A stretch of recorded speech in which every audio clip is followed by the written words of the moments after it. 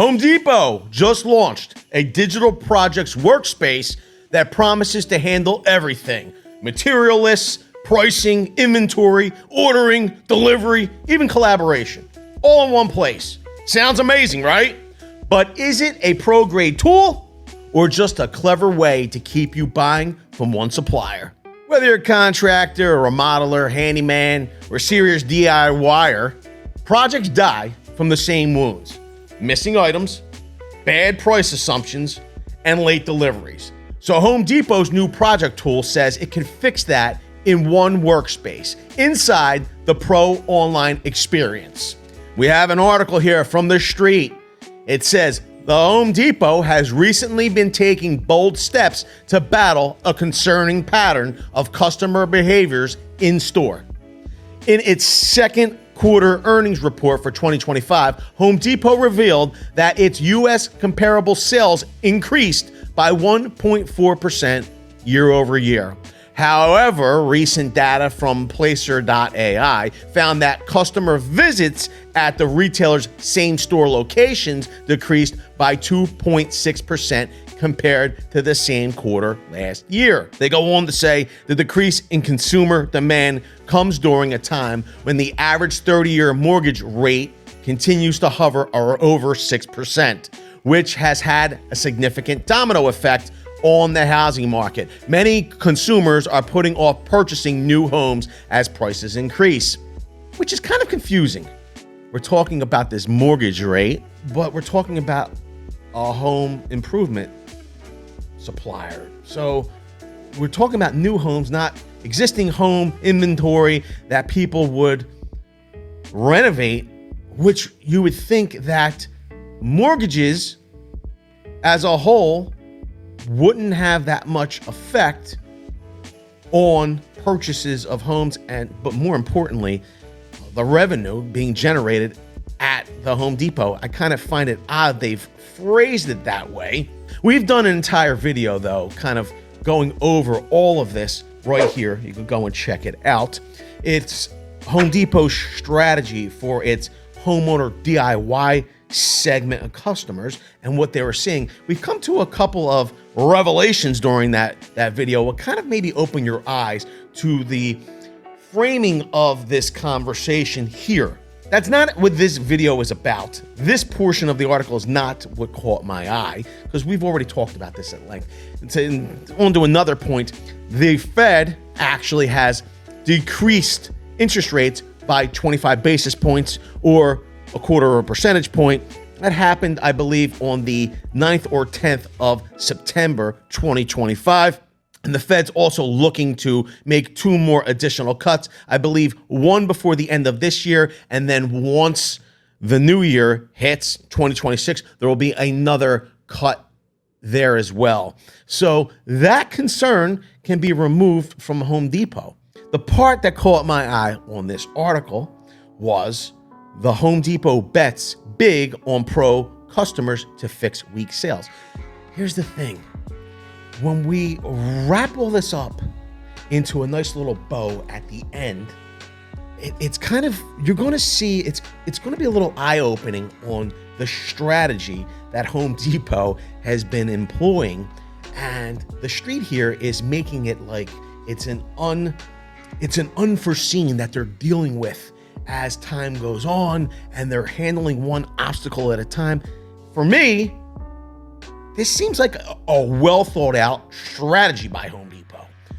Let's read the article. It says the release of Home Depot's project planning tool comes shortly after it closed its $5.5 billion acquisition of GMS, a major distributor of building products such as drywall, ceilings, steel framing, etc., to boost its pro business. The deal closed last month, and it aims to give pro customers access to more fulfillment and service options that allow them to complete their projects more quickly with less friction. During the earnings call last month, Billy Bostick, Executive Vice President of Merchandising at Home Depot, said that the company will be doubling down on making the customer experience simpler to attract more shoppers. We're getting into it here. It gets better.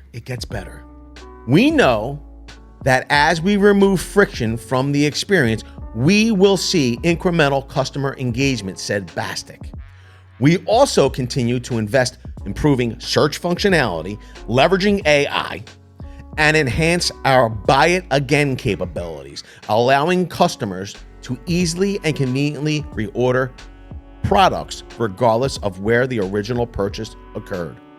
During the second quarter, we leaned into products and projects that are resonating with our customers, and we continue to focus on innovation to deliver the best value proposition for home improvement projects while enhancing the customer experience.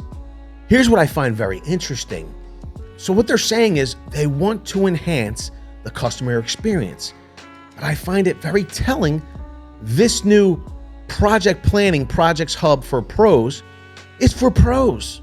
We talked about in previous video here where Home Depot is vying for that professional dollar. They want pros to be able to plan their project, place a project order, place that PO. They want to streamline the process of being a supply house for pros. Here's the other important part. They've removed pretty much cashier experience, everything self-checkout for homeowners and DIYers. And if you start reading between the lines, their customer visits were down 2.6% compared to the same quarter last year, although their comparable sales increased 1.4% year over year, which says to me that the Home Depot is really leaning into the online shopping experience for homeowners and DIYers. When it comes to in-store experience, it seems as though they want that to be more pro-oriented. They want to use those store locations as shipping hubs to get materials out more quickly to professionals. And they want to be able to serve those professionals, whether it be in commercial, new construction, ground up. They want to keep the people, those pros, coming in for their fulfillment. They want to see less foot traffic when it comes to homeowners and DIYers. They want those segment of customers to shop online, maybe get at-home delivery, fulfillment from the store, but they don't necessarily, what it seems like to me, want those looky-loo style customers to come in to the store. And they've proved it with locking almost everything of value, and even some of the stuff that you wouldn't even think was that valuable, locking it up, making it nearly impossible to find someone that can unlock it in a time efficient manner. The other thing is that if we're kind of getting back to this supply house mentality when it comes to pros and maybe even homeowners at this point, you're talking about having less foot traffic, which would mean less breakage. You're going to have less theft, less shoplifting. So I'm not really seeing this as unforeseen circumstances that Home Depot is dealing with a little bit or incrementally. I feel like this is a strategy, but let us know down in the comment section below. What do you think? Is this by design, or are they just rolling with the punches and dealing with shopping as it evolves? We want to know. Leave it all below. With that, I want to say I appreciate each and every one of you for being here. Thanks a lot, everybody. I hope to see you all on the next one.